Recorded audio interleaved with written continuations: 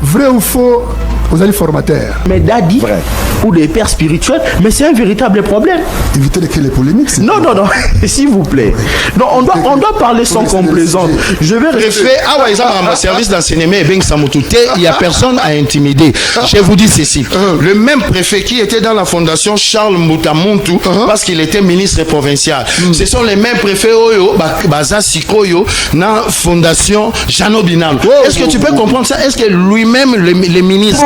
Qu'est-ce qu'il va faire? Bakambu, Moutoussami, et ça c'est Yoli Wizaye, Moutoussami, la tête, et ça passe sans côté. Normalement, le Congo, il faut qu'on utilise la lettre K. C'est très spirituel. D'abord faire pression à ma député provinciaux Yambo Canabiso. Merci beaucoup. Aux alliés serviteurs de la République. Sauf que tout le monde a les Kakamingi, Papa Fruta, Giolo, Mununga. Pour la terre congolaise, battons-nous pour la libération totale de la République démocratique du Congo, pas pour des individus. Vrai ou faux, le bien que dialogue ou Senko, on a SCC, jamais qu'à mon numéro. Nalobi, biso toza pour dialogue pour que te trouver paix. Retirez. Mais il est descendu plus bas. C'est un discours. Isolisme, africanisme. Quand des trigons. Leader de Dieu. Mais ça patriarche, papa. Patriarche. Papa Denis Lessi a sali makambo na Congo to ignorant ngote. Oui. Il a contribué à réveil. On a beau signer pétition, on a beau la province, on a 1500 $. On des attaques. Retournons sur le sujet. Retournons sur le sujet de l'émission.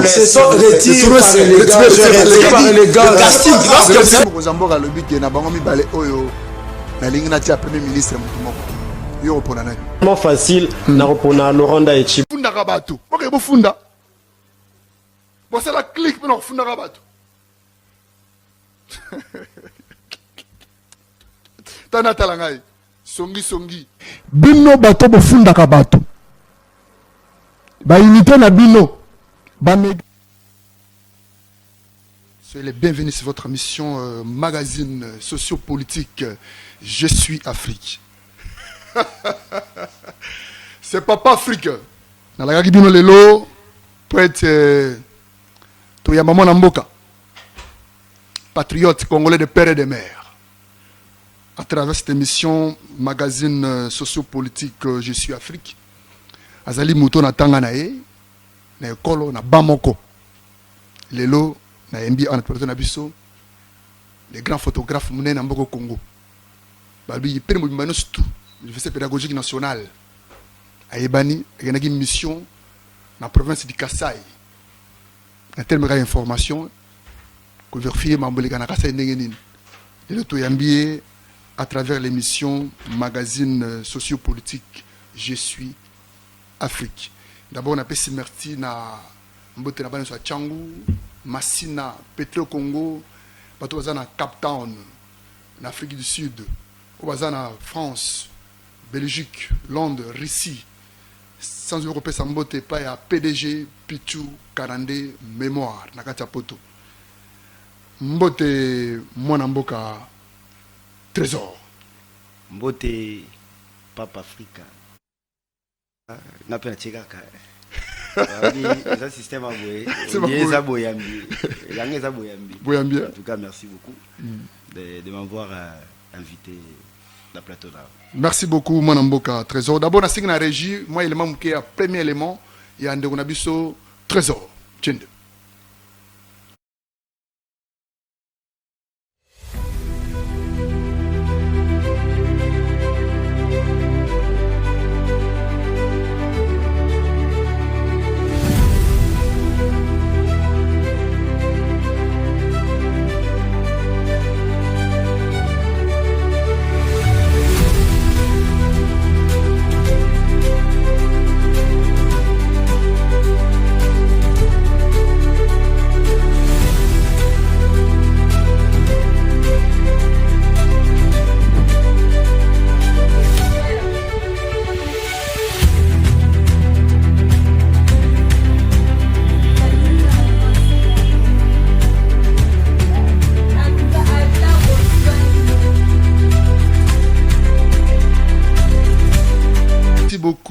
beaucoup Régie, merci mesdames et messieurs. Mon amboka Trésor. C'est la première fois que y a une bonne émission Nabiso, une émission sociopolitique. D'abord bato landayo, baye bayo ozali nani.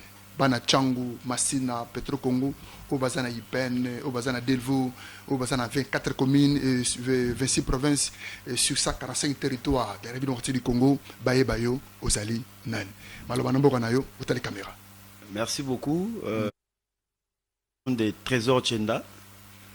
Je suis caméraman, photographe d'investigation. Donc, nous avons photographe, nous avons caméraman, mais nous sommes plus dans l'information. Nous récoltons l'information et puis nous diffusons. L'objectif de c'est ça, c'est rendre où il y a flou clair, où il y a noir et illuminé. L'objectif de Yamsa Nabiso Yangwana. Merci beaucoup, mon amboka Trésor, les grands caméramans, photographes extraordinaires. Merci. La carte d'université pédagogique nationale. Oui, Le number one. Upen, Voilà. Delvaux, donc Galiema. Voilà. Biso. Voilà. Tout beau ça n'y peut mon afou là. On a payé tout ça, bah client est belé. Voilà. Dans Pandiwa. Mais qui va sur déjà. Hein? En direct. Samedi, les lots payés 17h juste balandayo. Dimanche, payé diffusion à 22h juste. Toujours à travers Yusra Télévision. Mon amboka, il est intéressé sur ma casse, il y a descente nayo en tant que patriote. Si il y a la actualité en boka, il y a la province de Tambola. Na kati ya ba gouvernance ba province, il y a ba gouverneur de la disons de province. Le qui descente le lot na kati ya ville, na kati ya province de Kasai, précisément na ville de Chikapa. Balo banamboka nayo, au Tambola ki au monde de Guinée. Il y a le coup de chapeau dans la présidence de la République, hein, parce que à Kinshasa, tu as Kokota Kasai, précisément dans la ville de Chikapa, Nzele Samalamu, on a tout bomba yangote, mais tout coûte un peu donc des Luangé. Des Luangé. Oui. Ti on qui tamassé au côté, ti au côté pena. Tu vas Kibulungu, Kashimba, Kishishi. Bachai. Tongo tuana, donc Zeleza Kitoko. Zeleza en Kitoko. Voilà. Mais tout coûte un peu de problème sous temps tout commis si quoi pour un Chikapa. Dans ma ville net il y a communauté il y a quel badibumba to tambolaki. Tout le monde a raté c'est ça à Kinshasa mais il y a bandeko ya province et l'équipe. Ah bon? Pourquoi? De 1, bazana rémunération il y a bien été. De 2, moyens exatés. Moyen de bord bazo sala fort, il y a un PK bazo créer les bons problèmes. Par exemple, tant que tu as Chikapa, tout ça na kata Kasai hein. Oui, exactement. C'est la ville de Chikapa non? C'est ça. Kasai voilà. To banako kende pour continuer dans village moko ezali Boulape. À partir de Boulape, ils ont la direction qui est Tisankuru et qui est Lodja Lodi Nzela wana ndegonangai même pour ce legati. Donc Nzela Lodja. Donc kokene Lodja, kokene Lodi. Nzele za. Côté ya nini monido la mère Mendo Malama. OK. Na sengi na Régis s'il vous plaît. Ah ouais, il va prêt. Papa Afrique. Régis s'il vous plaît. Le maman président numéro 2. Il y a province à Lodja, il y a côté Lodja, Nzela qui est Lodja. Donc Lodja Lodi. Lodja Lodi. Nzela wana. Donc ata pour ce legati. Ba tout le monde batambola kuna babenga bon bayanda ça ba okumba ba vélo que no bazana vélo vélo ona koko beta Régis s'il vous plaît 35 à 45 km donc 35 à 45 km à pied la route à pied vélo on ah c'est ça vélo mona wana ngai naki osimbisa nani mutu moko wana osimbisa vélo wana na simbisa vélo ah et ça ninga moi pas abana ko expliquer que pona koma awa tracasserie bazo senga bato ya niveau oyo mbongo po akatisa après 10 km moi barrière eza wana après 10 km donc ninga za 45 km wana après 10 km moi barrière ezali après 10 km barrière mais muta memi loko kilo a marque oyo asombi on combien mususu asali emoronde masango tonguba akene koteka baroso na 50 000 francs. Mais si on a 50 000 francs, on a déjà, bino bozo senga déjà 4 000, 5 000. Sur les 4 barrières, nous devons bénéficier. Régime, c'est pardon. Donc, na barrière barrière au nyonso officiel à l'état barrière au moins na image moko wana na barrière au moins pe babi que service ya aner récit au fait même on peut qui tant récit exaté reçu ezozala mingi na ba place eza loka ya péage tant ozena ba péage na nzela ya kota Kasai même kobima Chikapa wana ba péage mais wana eza barrière eza péage te barrière wana bato bazo sala kuna babi baza agent l'état mais agent l'état ozana sous-bassement te opesa ngai binani facture te na osenga régie donc pardon deuxième élément photo le banebe élément province du Kasai mais c'est le gouverneur du Kasai Crispin mais c'est le gouverneur du Kasai na rozonga le tobeta masolo ba taxe le matron au niveau du Kasai mutoza na moto na ya pamba na vélo atie basaki ya ni ya loso na masango vélo lokola vélo lokola moto lokola vélo et botenge ba taxe lokuta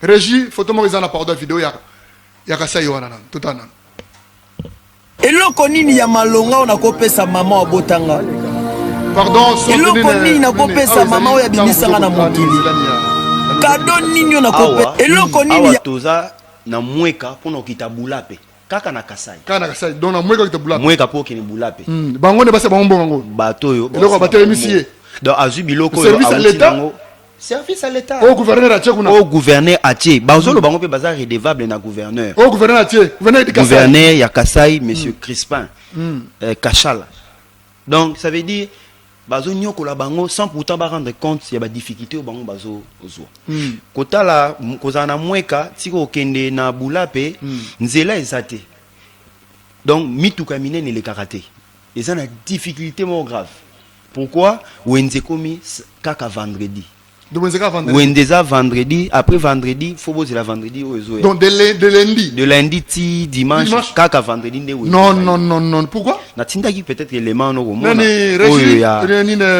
une image par des ans. Il y a Wednesday. Donc bat bazole là. Biloko ezala ngamu na bango moyebi mezate. O ezali banda moyen côté ezate. Surtout na ba village wana. Awa eza o tolobaki tozo kende siko lodi. Tolongwe bulape toujours Kasai tozo kenisiko OK n'est pas la mère la mère mende et pas la mère mende ve Charles Lokoto ve Charles Lokoto za na binove ve la mère mende na lelo fo oza mon idole mais ve talanzela ve la mère mende talanzela vie oza idole na ngame talanzela osali outrage contre mutu moko te ke bafunda biso na pa aner ka biso te mais talanzela ndenge zaleli moi espace eza zamba bat bafungoli kaka mais so bopusani nzela eretesi au moins on a ma vidéo musu ezalandi oyo au moins donc nzela ya mukie na tombola ku caméra pona zali banda ve la mère mena le ministre à l'époque il y avait na biso ngai eloko ngana comprendre que mingi bazoloba avant mettons ba komaka sur place basalela o bachalo lokoto balekawa nyonso wana c'est rien nzela ngo bazo vivre ndé nzela principal ya lobe baike bazo se retrouver te. Siko boye bana place on a tika batilo dans la moto combien? Na moto bon en fait biso to s'organiser qui est au moins tu vis que to bana okende des sentiments avec objectif to préparer qui ça veut dire mutu ko to kene nango esuki nango na bulape avec beaucoup de difficultés voilà mais ba moto pe to tchaki likola mutuka ya biso moko to kendaki mais na retour na batu balobi kolongwa neti bulape donc bulape eza village eza na kati ya mweka voilà pour na komati na lodi c'est 150 000 francs congolais. 150 000 francs congolais. 150 000 francs congolais, ils ont mutu moko. 150 000 francs congolais. Ce moment là, ils ont qu'est-ce ils ont pas taxe. Bon, mbongo wana l'état to. Te wana za mbongo ya transport wana za mutu, za wa mota. C'est que cher de bon pour la nigas. Donc, par rapport à le coûte cher, mais kolongwa Chikapa poko mati na mweka. C'est $100. $100. Donc de Chikapa de mweka. Pour na mweka. $100 na moto. Parce que mitu kekenda mingi te, mitu kekenda nzela to ndenge, nzela za malamu te, okena mutu ka ndenge ni. Ba marchandise na yo kaka na moto. Mitu ko ezo kene kuna mingi ezali ba Land Cruiser. Ba Land Cruiser na mingi eza ya gouvernorat, na msusi ya ba privé, ba organismes internationaux et tout. Non, eloko biso to sengi na gouverneur. Mais c'est gouverneur du Kasai. Atambulaka. Organisa ki tournoi moko na mweka. Tout le monde a qui est ninga leka biso nazwa ki ne image te. À l'équipe bino. À l'équipe biso. Mais à mon Isela. C'est le tournoi, mais c'est gouverneur de Kassai. C'est le tournoi na mweka. Oleki na obe na mweka na moni Isela za mabe. Oleki na moni Isela za malamu. À l'équipe objectif na ya chaki moi paquet na pour batu basi. Tout ça contre bino te. O che paquet na yo pour na tournoi football. Au petit ba joueur oui, donc ils ont malamu pour na ba jeune. Mais est-ce que état Nzela mona ki mo zendenge nini? État ya Nzela. État Nzela, mais c'est le gouverneur de Kassai. État Nzela zendenge nini? Mon cher, richesse c'est ça. C'est l'outrage contre bino te. Richesse c'est ça dans le village. Pour nous, comme il y a lobby, oh, c'est l'outrage contre le gouverneur de la ville. Si on a lobby, c'est l'outrage contre le ministre. Si on a lobby, oh, bon c'est ma bengio. Si on a lobby, oh, Anera bengio. Et l'eau photo est il faut dire la vérité, là il faut dire. Namoni libulu, namoni libulu, non le baqueté ça, libulu tes plat. Non, c'est pas. C'est l'outrage contre le gouverneur de la ville. Non, c'est pas ça. C'est juste que peut-être azwaka information directe na bateau et à Tchenesika parce que net na moi kawana ils antenne na e si ko limbo la biso doit comprendre souffrance n'est pas si mona kuna par rapport ya ne ma transport zagini pas si penza malonga kuna na katia Kasai concernant banzela ba kinaki zani pas si ya liboso nazo loba ezana no nzela eza malamu te voilà nzela eza ko bebe eza kutu ça veut dire ezaki bien et baby nzela eza ya kokufa. Déjà à partir de Nzela, ils ont boma même façon ya bato ko vivre. Par exemple, Nzela tant ils a passé mutoye na ba kilo na moto à sali soki 2 jours na Nzela. Tant à 35 à 45 km. Wana Kolongwa, moins kapono beneti na Bulape. Na Bulape. 35 à 45 km. Voilà. So imagine muta somi biloko na atia komba kuna bato o tek ya ba ndengini. O tek la bango cher. Mais bato o tek la cher pe baza pe na mbongo te. Mais ce qui Nzela eza bien et vous permettre bango ba sala ba échange batu ya Bulape bazo matisa biloko na mweka kei tikapa oui tikapa ye na mweka ezo sala échange commerciaux ça veut dire ba vivre bien même babilo comme ça ezo la cher bambisa mweka za rebelle ne kombiso zo bambiso ya mweka tondela mbisa la kasa bambisa mweka ya kana bambiso ya bangolo ya kana batusha voilà batu babilo nyonso wana ezali mais bimani nguba o mona nguba ya rouge madesu ya rouge babengaka kunda eza ebele ndeko kena ndako ya mama moko na tali basaki asa na 7 sacs transport ezate ki oteka ngoli banda akomo sala ngo kaka sali moi loso a mélanger madesu wana ya soupe ateka malem tie kosila vous imaginez Régis deuxième élément une troisième élément plutôt Régis ben deuxième élément troisième élément. Mais où est-ce qu'on normal les provinces du Kassai, place au diamant Zali. Place au tu veux Benakantuku Bianza Bazali. C'était ba diamant et limoi. Ah oui, tout le monde est venu vous avez été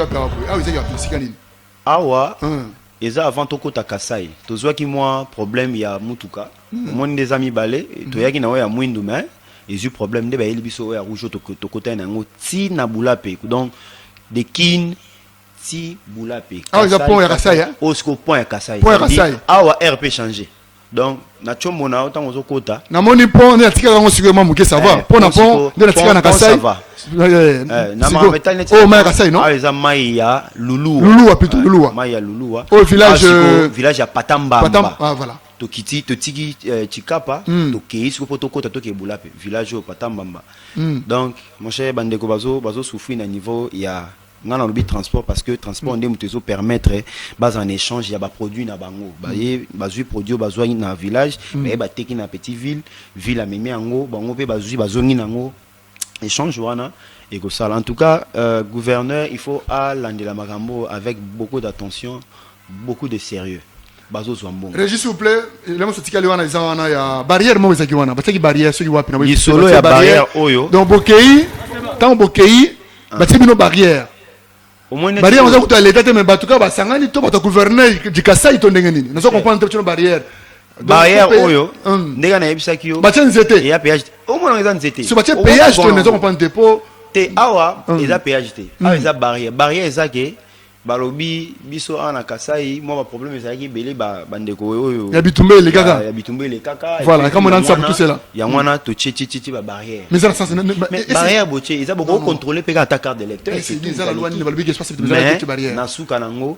il faut bopesa kanyaka kanyako ko pesa bazana reçu ozong c'est la haute ana pas place na on sikani awa toza à 35 km to quitter non 25 km to quitter Mweka. Parce que moi, comme le rose, parce que ouvert Bolape. Wana siko toza na katikati nde tokutana na embuscade oyo bata moto zo mona oyo bazo futa.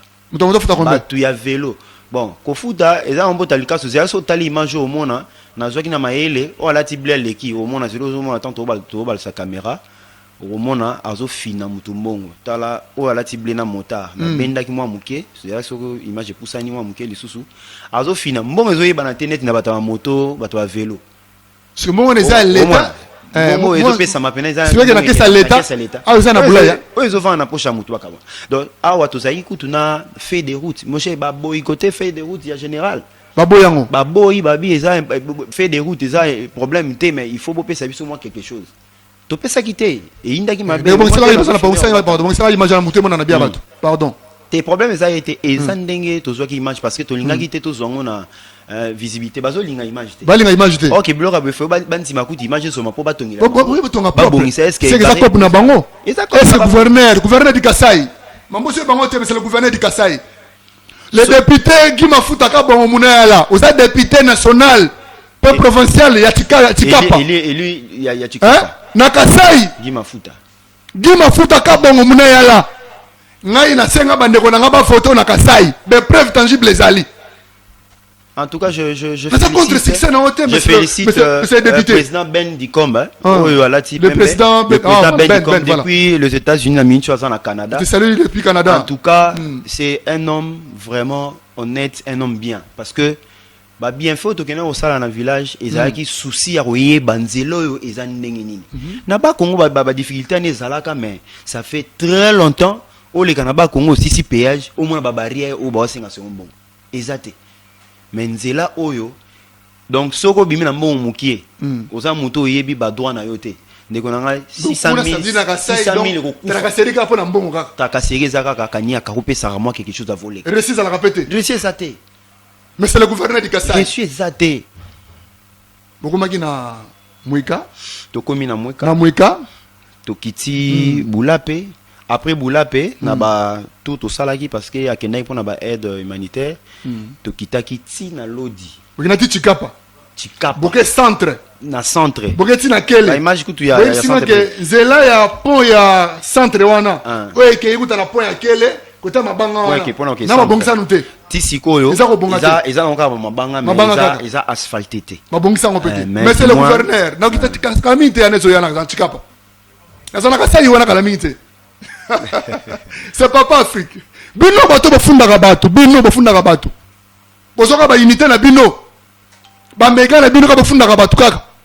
DG asalaki boye, directeur asalaki boye, gouverneur asalaki boye, apôtre asalaki boye. Pasteur papa Afrique asalaki boye. Yo ba unité na yo, ba mega na yo. Ka bafundaka bato kaka, ngolo ba kufunda pe ezali. Otalanga Papa Afrique, merci beaucoup. Hello, monsieur Nana Loba. Konti ba mona te que no biso toye pour na kokota mamba ya politique ou quoi que ce soit parce que net si o nga nazo sala musala ya photographie nazo passer juste un message parce que attention bazo ra photo lokola au kangi au garder non nga na mona ra photographie ils ont rencontré histoire passée et histoire présent. Ils ont sa perspective même pour il y a avenir. Donc, tozo kanga photo place où il y a ma bé, to la kisi yango po baya babongisa. C'est ça. Ils a rakoyo kate. Bandeko wana bazoli ambongo. Mais Kasai eza na mbongo. C'est la monsieur ngwana ba journaliste. Au moment où dénoncer, peut-être ba konzi ba mona babongisa. Basala weza malamu, weza mabelungu na kata province. Où est le mal? Tout ça contre le gouverneur ya non. Ya Kasai te. To liniete esika o mabezali. C'est ça. Ba mona babongisa. Parce que gouverneur la Kasai bote barrière en zété. Ateli bende que vraiment sens té. Ils ont la sens mo. Ils ont là que c'est déjà que azu batu bien. Bon, nga moni olena pesa bino mbongo so ndenge nini na tcheme place oyo boliaka na bino. Donc on est un message clair parce que les gens place musuto komi mutalamuki aye barrière bon to respecter to buki yangote alamuki apangusi miso ndeni bo tu vas plutôt expliquer hein to zo kende place tel tala kutu mukanda to zwaki na péage et tout ah uluki abiso ata café to melate wana fongona na barrière te de nyola ça so pesi café te na lekate il faut café kaka il faut café wana boza 6 7 so apesa mino café ndeni. Ah bon? Donc, vous sentez que même sécurité n'est pas là pour la sécurité. Ils ont le couta. Monguna ko bongisa mbongo oyo ko sengela pour apesa na baba yenyo supposi maman qui osala dégâts. Merci beaucoup mon amboka Trésor, tout le monde a souga déjà la première partie de l'émission. Et la scène na régie abasser le maman Rezana votre bande de Trésor. Le maman Rezana vidéo Morizana sur Gezana, ce qui moyen Rosala. Va laisser bisona de Trésor, ce régie ce qui moyen Zali. Vous avez les mailles à province. Tu ne commettes pas ce que tu lignes te mboke bonga. Tu ça contre Mutute. Papa Afrique ça contre Mutute. Tu lignes te l'homme boye et c'est le massuté na ba député provincial ba province. Tu lignes que mabe kota. Tu linga mabe kota na mboka te. Parce que boyeza malamute. D'abord, tu as commentaire. Si tu as commentaire, comme c'est l'outrage contre le gouverneur Kingandi, c'est l'outrage contre le député Kingandi. Or que, biso ne te faut pas député wana, te faut pas bino. Vous avez travaillé na biso. Ngai député na faut qu'on appelle son mandat au parlement. Sur le lobby, président droit au lobby, na faut qui yo. Oh, Papa Afrique. Na ko loba boni. Sur le lobby, ane la ndeli ngai. Na lobby pose mabengi ngai. Siko na loba ndenge nini. Na boyi ba jo mandat na mene. Na tina kota kacho plusieurs fois makala na lemba. Régie, merci beaucoup.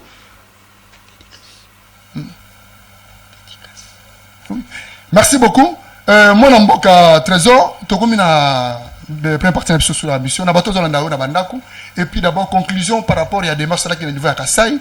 Message na yo vers bakonzamo zolanda à travers l'émission sociopolitique Je suis Afrique. Malbezé pas no mon amboka. Ah, conclusion, tu vois qui mingi na sepela qui parce que tu Régie, s'il vous plaît. Tu regroupes qui bon nombre ya ba chauffeur ou ba signaki. Tu vois qui on peut na kin awa, tu kenango na ministère ya intérieur. Félicitations. Tu kenné logo. Tabo kenné bo bien les amours d'abino. Ozanga te papa parce que ozo accompagner ba idée ya population. D'abord il est chef de l'État. Na chef de l'État voilà. Ça aide mobima déjà chef de l'État relega partout pour aider à résoudre le problème wana. Voilà. Parce que là il bosso to kenai comme ezaki maramianzela. Oui. To luka ki to soana ba chauffeur, ba lelaki. Ba lelaki alors to soaki ba signature o nyonso o wango ba lobaki kala mingi te to kenné na ministère intérieur de façon que va trouver solution et la solution moko il faut ba salango na lombango eza ko umelaté donc c'est un peu ça je te remercie aussi de m'avoir invité. Merci beaucoup j'ai pas beaucoup de gens vraiment à dédicacer hein, mais toutefois je remercie d'abord ma maman hein, maman Marie Chibola wana mère wa Botangai, pourquoi pas ma grande sœur Rose Mwamba, depuis les États-Unis, Caroline Rose Mwamba, depuis les États-Unis. Papa Afrique a pêché au mbote. Et Madame Trésor. Madame Naomi Watumba Kenda. Là, c'est ma femme. Et notre bébé prince. Maman sociale, Mwamba Fideline. Donc, maman sociale, Yenda Simi, Gramalik Mobimbawana. Mère Wana à Sololaka. Papa Afrique en Akutonae. Aaron Mukoka et Cédric Beya, sans oublier mes enfants. Moi, Nangaï Aliboso, Lixia Chenda, Gaston Milor et Milena Chenda. Ndoi Naïza, Gaston Chenda, Londres. Il balait déjà. Donc Gaston, on a. Félicitations. Il va quitter.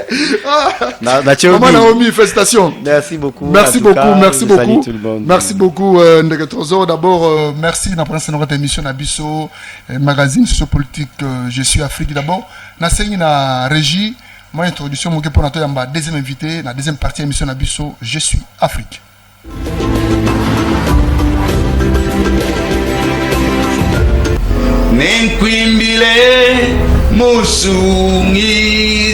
Vrai ou faux, Vous allez formateur. Mais Dadi, ou des pères spirituels, mais c'est un véritable problème.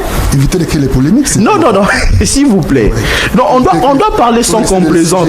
Je vais rester. Ah ouais, ils ont service d'enseignement et bien il n'y a personne à intimider. Je vous dis ceci. Le même préfet qui était dans la fondation Charles Moutamontou, parce qu'il était ministre provincial. Ce sont les mêmes préfets Baza Sikoyo dans la fondation Jano Binam. Est-ce que tu peux comprendre ça? Est-ce que lui-même, les ministres... Qu'est-ce qu'il va faire? Bakambu, Moutoussami, et ça c'est Yori Wizaye, Moutoussami, la tête, ça passe sans côté. Mal le Congo, il faut qu'on utilise la lettre K. C'est très spirituel. D'abord faire pression à ma député provinciaux Yamboka Nabiso. Merci beaucoup. Aux alliés serviteurs de la République. Sauf que tout le monde a les Kakamingi, Papa Frita Giolo Mununga. Pour la terre congolaise, battons-nous pour la libération totale de la République démocratique du Congo. Merci beaucoup, HK.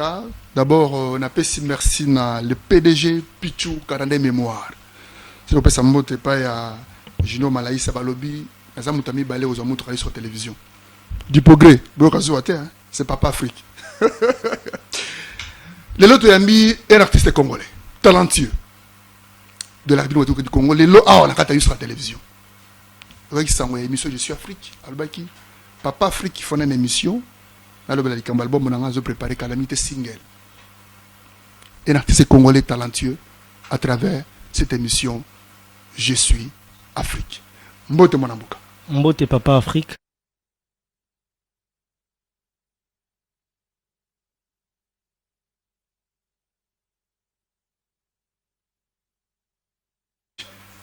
Batbaye Bayo Ozali Nani. Merci pour la part.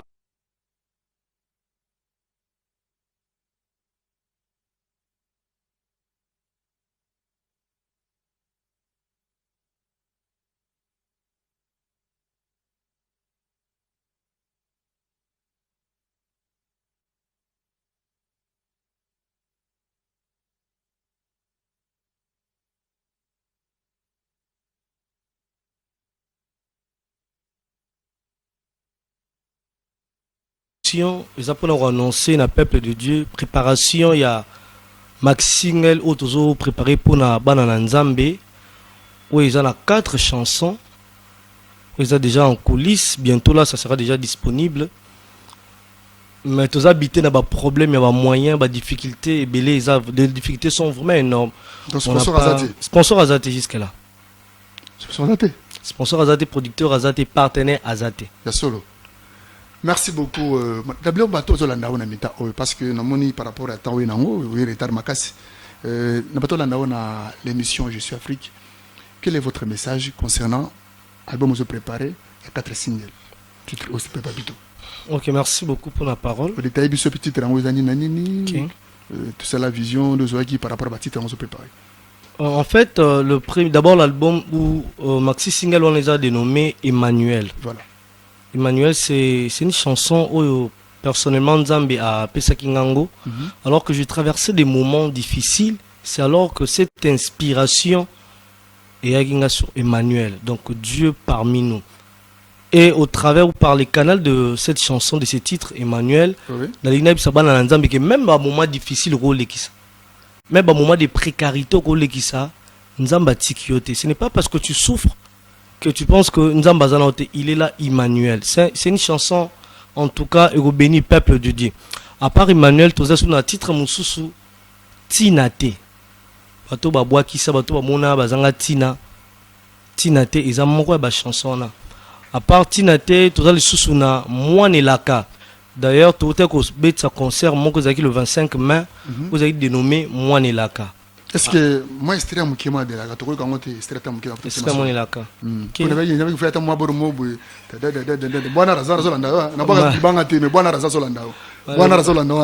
Malheureusement, tu tambolina instrumenté, mais tu tambolina corde vocale a cappella.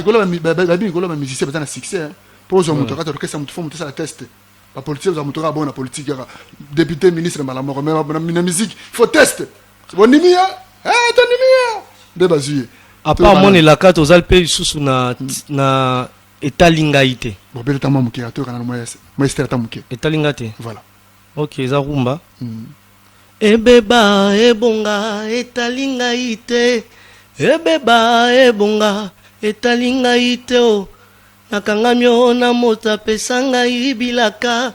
Nakangamyo na mota pesanga ibilaka. Oh, shikabara. Ina ebisoke ko beba to ko bongelanga.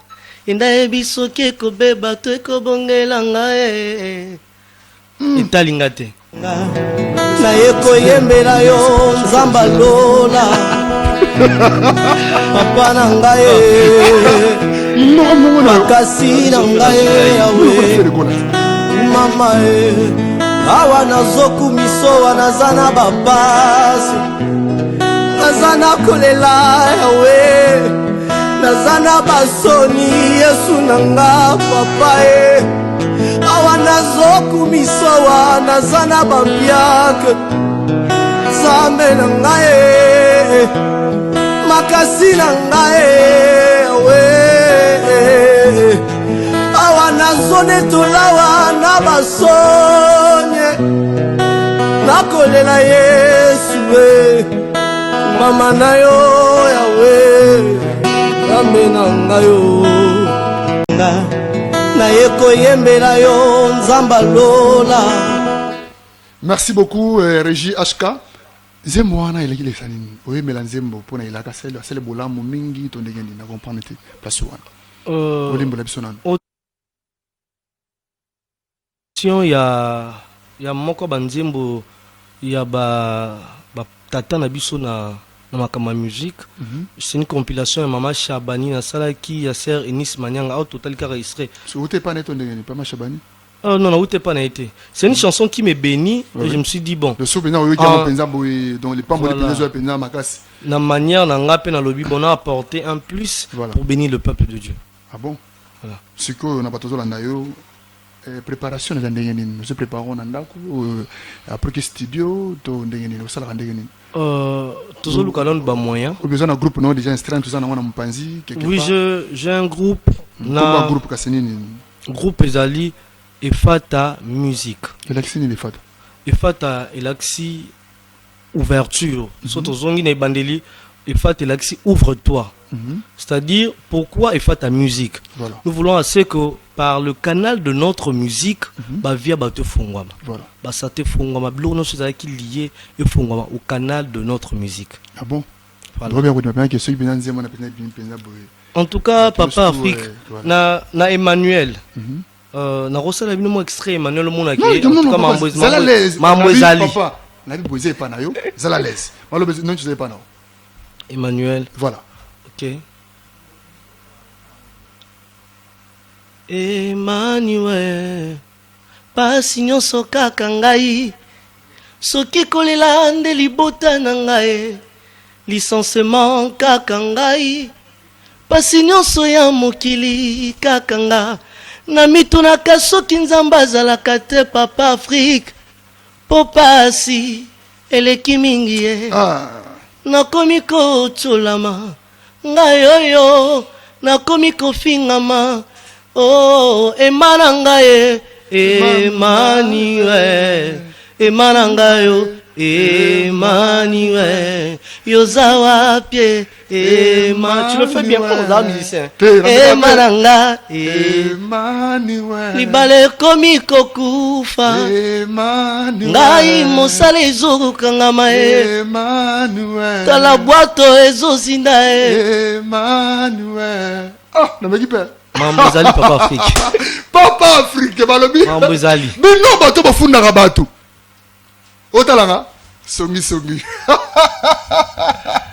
C'est l'importance de l'émission magazine sociopolitique Je suis Afrique. Si on a battu en Amita, c'est que le référence nous avons l'internet, TikTok, besoin de facilité. Référence dans un dans les réseaux sociaux. Voilà. J'avais connu un petit problème avec mon compte, ma chaîne YouTube. Voilà. Et présentement, tu as une page Facebook. Oui. Vous allez Jonathan Mundele Ministries. Voilà. Parce que par-dessus la chanson, nous avons aussi un ministère pastoral où par la grâce de Dieu, tout ça va évoluer. Voilà. Alors, on a des réseaux sociaux, tout ça, Jonathan Mundele, ministre, ils ont des page Facebook, compte Facebook, ils ont Jonathan Yonata Mundele. Et puis, dans TikTok, tout dans la compte chaîne TikTok, ils ont adorateur Jonathan Mundele. Merci beaucoup, mon amour, Jonathan. Ce qui est là, je suis allé à. Je suis allé est-ce que vous posez mon posez Papa Afrique, on a bien en matière. Ce qui est là, oh, fait le goal à Bengisio. Boyembanaye. Nous sommes en Amérique. Alors, bon, frère, on a fait un peu de ah, Papa Afrique. So le long de ko faire au goal à Bengisi Biso to embanaye pour nous kumisa nzambe. To kumisa nzambe. Et longo voilà. OK. Bon, d'abord il faut reconnaître que le frère fait goal à sa créature nzambe. Alors bien le que tout ce qui respire l'éternel. Donc même de refaire goal à rokumisa nzambe. Alors si souhaite à ce que to kumisa nzambe ensemble na pourquoi je vais refuser? Pourquoi je vais refuser? Tu es solo. Est-ce que pour la Tokumisa Nzambe, il faut de refaire au goal à reconnaître que Nzambe nous taper Sarai Pema. Nzambe nda sali wazalilo. Alinga Tokumisa Nzambe, Papa Jonathan. Ok, toi adoré. Papa Jonathan, est-ce que vous pensez quand même souvent que c'est la Tamboga au Nzembo en tant qu'un artiste congolais talentueux, que ça l'Nzembo pour la Mboka, pour la nation? Est-ce que vous pensez déjà, vous avez une vision pour ça, en tant qu'artiste congolais? Merci beaucoup. En tant qu'un artiste congolais, tu penses à plusieurs fois que ça la Nzembo moro pour Mboka, mais malheureusement, les moyens toujours qui nous fait défaut. Les moyens nous fait vraiment défaut. Imaginez que ça la Nzembo. Actuellement, pour enregistrer même une chanson dans le studio, ils ont avoisiné $150, $100. Voilà. Sur le boss, là, clip. Donc, imaginez clip à Ito, que ça $500 tilicolo. Voilà. À ta idée, ça, là, mais oui, que mon coup de pouce, moi, ils athées. Ça n'est au beau minon. Ah bon? Mais volonté Zali. Volonté Zali. Et puis, Nzambe, à son avis, sur ta inspiration, à ma case. Dans la minute, papa, faut que le bique. Studio yango eza libre ya osala lobby na yembala moko toromega torosolano avant la première émission moi nzembo moko ya bien avant to kabwana bino parce que na sur émission nzembo moko ya bien ya composition na ngamo yo moko kaka ata muto lingi kaka tamu quelques secondes pour to sila na émission sila. OK, je vais faire mon ilaka. Oui. Tango bebe la kangayo tango na kumakana suka na ebite na banda wapi nasuka wapi yawe bayokani basalanga mabe babebisa vi na ngai nakokimela wapi ngai tango ebebelaka nga nakobata wapi papa na ngai tango nakomaka na suka. Merci beaucoup, merci beaucoup. Merci beaucoup, nous sommes à la fin de l'émission magazine sociopolitique Je suis Afrique. Moi Namboka, Nabato Zolandayo, adressé un message aux partenaires. Soutenir yo, Bato à la Tolandayo, à Mbote Misat Zolandayo à travers l'émission. Merci beaucoup, Papa Afrique. Pour la bande on so bazolanda biso. C'est mon téléphone pe na suka. OK, merci. Pour la bande on so bazolanda biso. Biso tozali, nous avons tout ce qu'il faut pour bénir le peuple de Dieu. Mais ba moyen de zozanga biso. Pour manifester la bonne volonté, la bonne foi. Na ono so nzamba ko simba biso na mutema pona ko soutenir œuvre. Cette œuvre n'est pas nôtre, c'est une œuvre où ils a nzambe. Alors na lisungi na yo na lisungi ya ndeko mosu ndeko sala ke œuvre o ekende liboso. Nous avons beaucoup de chansons où ils ont tepa. Alors nous demandons à toutes les personnes de bonne foi de nous soutenir plus financièrement par le canal de ces numéros. C'est le plus 243 82 20 30 139 plus 243 calmement plus 243 voilà 82 20 30 139. C'est aussi un numéro WhatsApp. Nous adressons nos salutations d'abord à toutes ces personnes qui me portent na mitema na bango na lingi bino mingi famille Mundele je vous porte là. Merci beaucoup, mesdames et messieurs. Nous sommes à la fin de l'émission Magazine Sociopolitique Je suis Afrique. C'est le Ozo photographe. C'est une émission à Liboso. Benga Monanga. Ozo photographe tiendé sans problème. À la prochaine émission. Papa Afrique.